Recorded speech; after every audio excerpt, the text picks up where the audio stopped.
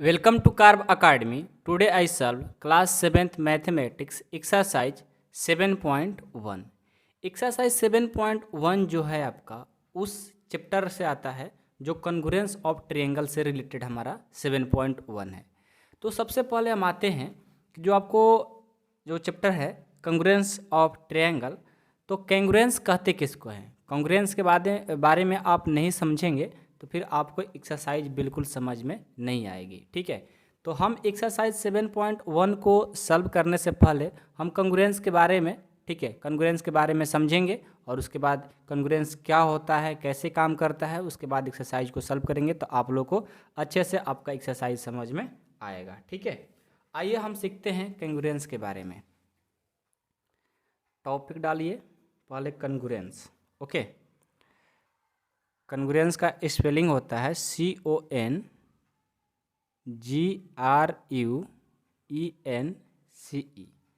Congruence.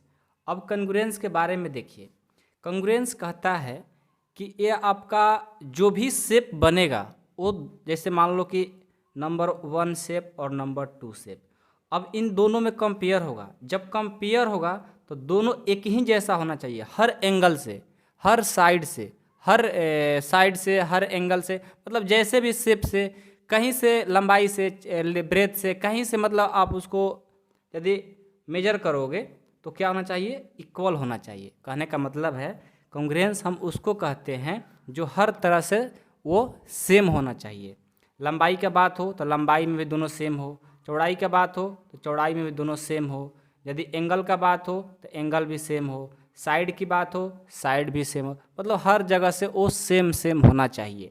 जैसे देखिए यहाँ पर एक फुटबॉल है, ठीक है, और एक यहाँ पर फुटबॉल है।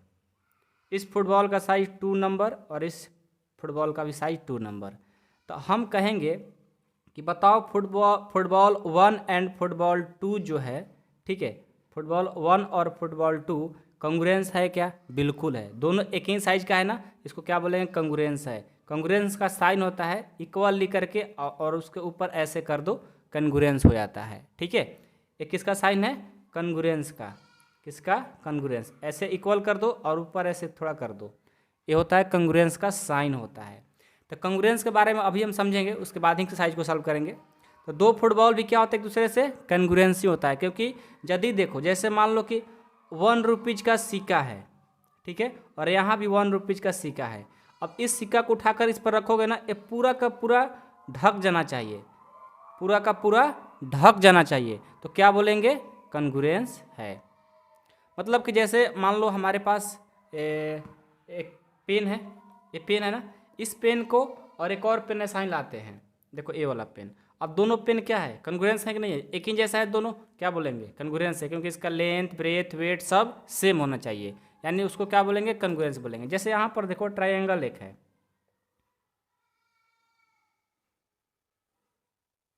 दोनों इक्वल है। अब देखेंगे कि इस साइड का लेंथ और इस साइड का लेंथ और इस साइड का लेंथ और इस साइड का लेंथ और इस साइड का लेंथ एक दूसरे से सब क्या होना चाहिए? इक्वल होना चाहिए। उसको क्या बोलेंगे? कॉन्ग्रुएंस बोलेंगे। तो कॉन्ग्रुएंस के बारे में थोड़ा थोड़ा आप लोग को समझ में तो अब आ ही गया होगा। ठीक है, जैसे मान लो कि यहाँ पर एंगल कोण बना रहा है, ये 90 डिग्री और यहाँ भी 90 डिग्री, तो इसको क्या बोलेंगे? दोनों एक जैसा है, दोनों 90 का बना रहा है, तो क्या बोलेंगे? कॉन्ग्रुएंस बोलेंगे। तो कॉन्ग्रुएंस में क्या होना चाहिए? पूरा का पूरा शेप वो एक दूसरे पर रखने पर वो ढक जाना चाहिए, दिखना नहीं चाहिए, उसको क्या बोलेंगे? क्या बोलेंगे? कॉन्ग्रुएंस बोलेंगे। आइए अब हम एक्सरसाइज को सॉल्व करते हैं और देखते हैं आप लोग को कितना समझ में आता है। अब 100% अब आएगा, कोई दिक्कत नहीं होगा। ठीक है, exercise 7.1, complete the following statement. 2 line segment are congruent, ठीक है, इफ है, देखो कह रहा है कि 2 लाइन, 2 लाइन है, 2 लाइन सेगमेंट है, आर कॉन्ग्रुएंट। 2 लाइन सेगमेंट कब कॉन्ग्रुएंट होगा? कब कॉन्ग्रुएंस होगा? ठीक है, कोई कॉन्ग्रुएंट कहता है, कोई कॉन्ग्रुएंस बोलता है, उससे कोई दिक्कत नहीं है। ठीक है, कॉन्ग्रुएंट भी कह सकते हो, कॉन्ग्रुएंस भी कह सकते हो। तो कॉन्ग्रुएंट कब होगा? कॉन्ग्रुएंट कब होगा? जब 2 लाइन सेगमेंट आर कॉन्ग्रुएंट। कब? इफ मतलब से पूछ रहा है कब होगा? जब दोनों लाइन सेम लेंथ के होगा। तो आंसर में क्या? कॉन्ग्रुएंट कब होगा? जब ये दोनों सेम लाइन होना चाहिए। 2 लाइन सेगमेंट कब होगा? जब 2 लाइन सेगमेंट जब सेम होगा तो उसको क्या बोलेंगे? कॉन्ग्रुएंट बोलेंगे। तो इसका जो आंसर होगा आंसर में क्या लिखोगे? इसका आंसर होगा दे हैव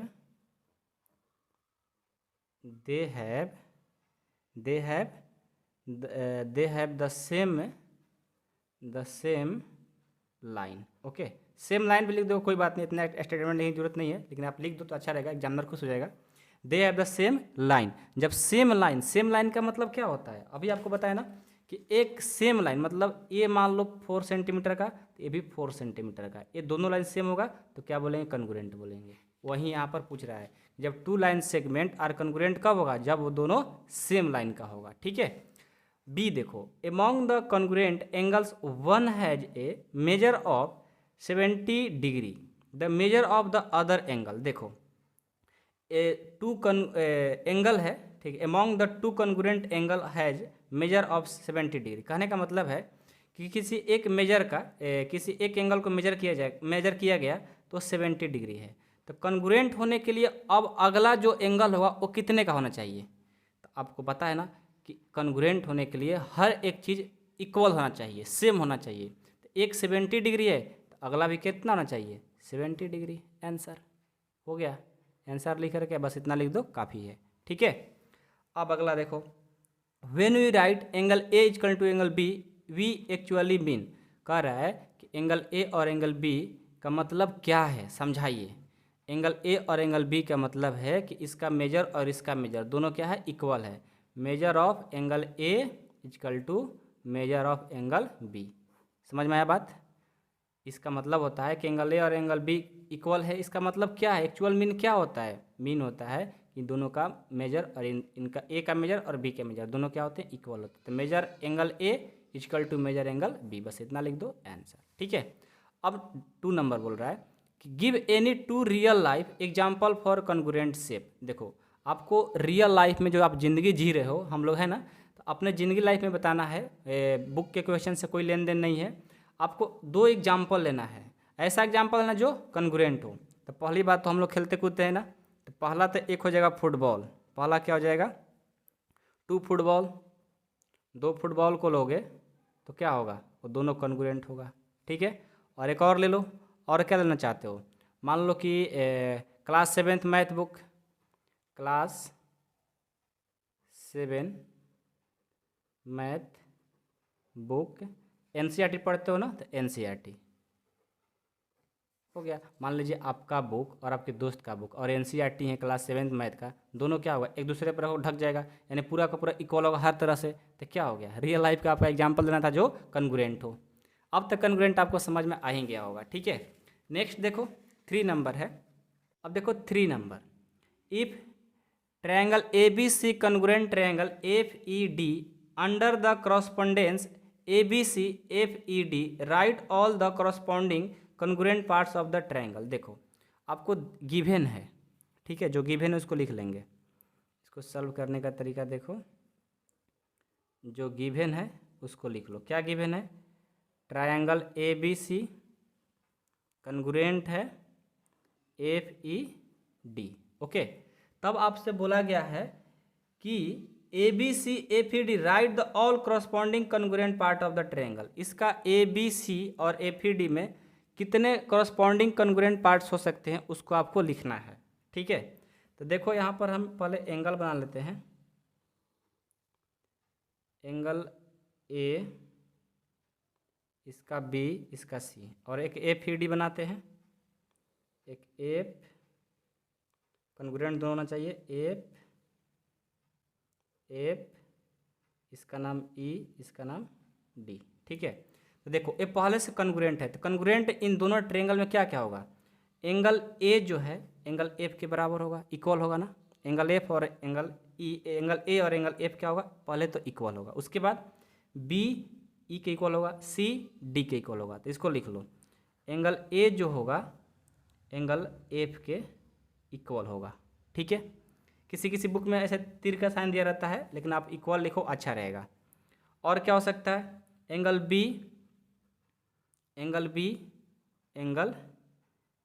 जो है एंगल E के इक्वल हो जाएगा। ठीक है।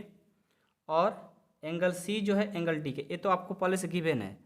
तो ये सब हमारे एंगल जो होगा वो क्या होगा, इक्वल होगा। एंगल सी एंगल डी के इक्वल हो जाएगा, एंगल सी एंगल डी के इक्वल हो जाएगा। और क्या इक्वल हो सकते हैं, जो ए बी है, जो ए बी है, जो ए बी है एफ ई के इक्वल हो जाएगा इस लाइन के। तो लिखो ए बी लाइन जो है वो एफ ई के इक्वल होगा, एफ ई के इक्वल होगा। और क्या होगा, बी सी ई डी के इक्वल होगा, बी सी ई डी के इक्वल होगा। ये भी लिखो बी सी जो है ई डी के इक्वल हो जाएगा। एक कॉन्ग्रुएंट होने हर तरह से सेम होना चाहिए। उसके बाद इस बार ए सी और एफ डी, ए सी और एफ डी, ये भी लाइन क्या होगा, इक्वल होगा, ए सी इक्वल होगा एफ डी के। तो इन सब जो है एंगल और जो साइड ये सब इक्वल होंगे इनके। बस यहीं आपको अलग अलग सब लिख देना था, हो गया। उसके बाद देखो next 4 number, if triangle D E F congruent angle B C A, right the part S क्या है, right the part of triangle B C A that corresponding to. अच्छा वही सेम चीज़ है, ठीक है। अब आपको गिवन है यहाँ पर भी वही सेम चीज़ गिवन है, triangle D E F congruent है एंगल बी सी ए। तो आपको बी सी ए करस्पॉन्ड है पहले से, ठीक है। तो ई के कौन इक्वल होगा, ई एफ के कौन इक्वल होगा, एंगल एफ के इक्वल कौन होगा, डी एफ के एंगल कौन इक्वल होगा, ये आपको लिखना है। नंबर 1 एंगल ई के इक्वल क्या होगा, पहले से आपको कॉन्ग्रुएंट दिया है ना, तो एंगल ई के इक्वल एंगल सी हो जाएगा, लिखेंगे एंगल सी।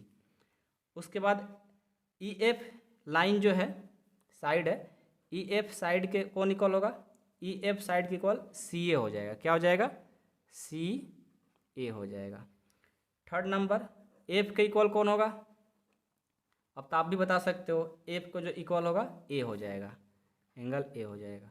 और 4 नंबर डी एफ के इक्वल कौन हो जाएगा, डी एफ के इक्वल बी ए हो जाएगा, डी एफ के इक्वल बी ए हो जाएगा। बस कंप्लीट। जो साइड हो रहा था, जो एंगल हो रहा था उसको लिख देना है, बस यही तो है। कॉन्ग्रुएंट का मतलब आपको समझ लेना है, कॉन्ग्रुएंस और कॉन्ग्रुएंट एक ही चीज़ है, ठीक है, ये भी ध्यान रखिएगा। तब कॉन्ग्रुएंट कहता है कि हर जगह से, हर शेप, हर साइड, हर एंगल, हर तरह से वो क्या होना चाहिए, एक दूसरे पर रखा जाए तो ढक देना चाहिए, मतलब वो दिखे ना, फिर मतलब सेम होना चाहिए हर जगह से, उसी को क्या बोलते हैं, कॉन्ग्रुएंस। और कॉन्ग्रुएंस का साइन हमेशा याद रखिएगा, आगे काम देगा। इस तरह से कॉन्ग्रुएंस का साइन होता है, ठीक है। This is your congruence sign. I hope कि आप लोग को समझ में आया होगा। वीडियो पसंद हो तो वीडियो को लाइक कर दीजिएगा, चैनल को सब्सक्राइब कर लीजिएगा, अपने दोस्तों में जरूर शेयर करिएगा। और क्या, मिलते हैं अगले वीडियो में। Thank you so much.